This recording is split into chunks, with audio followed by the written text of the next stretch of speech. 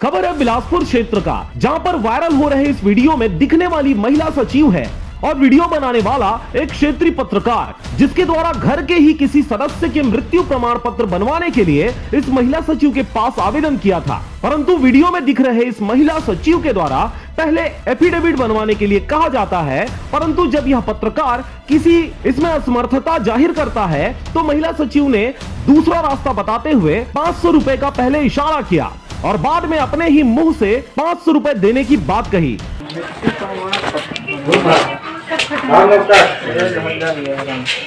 Affidavit बनवाए copy तो पता नहीं रहा। बनवाओगे एफिडेविट तो पूरा 7 महीना लग जाएगा।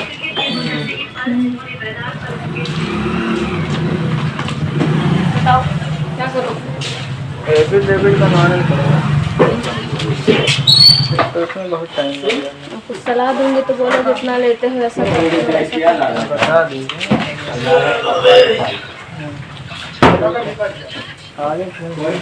कैसे?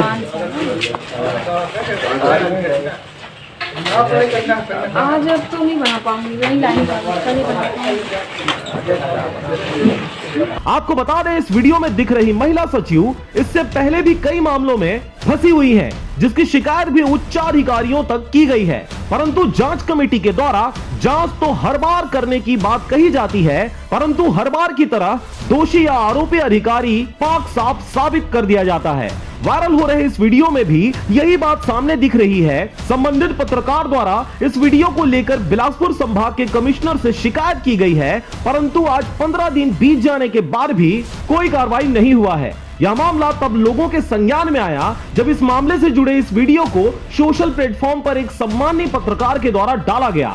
बहरहाल पूरे राज्य में अलग अलग क्षेत्रों से कई छोटे और बड़े अधिकारियों की लापरवाही और भ्रष्टाचार की खबरें सोशल प्लेटफॉर्म पर वायरल हो रही हैं, जिसकी शिकायत भी संबंधित अधिकारियों से की जा रही है, परंतु किसी न किसी कारण से वे जिम्मेदार अधिकारी भी अपना जिम्मेदारी से पल्ला झाड़ते नजर आ रहे हैं।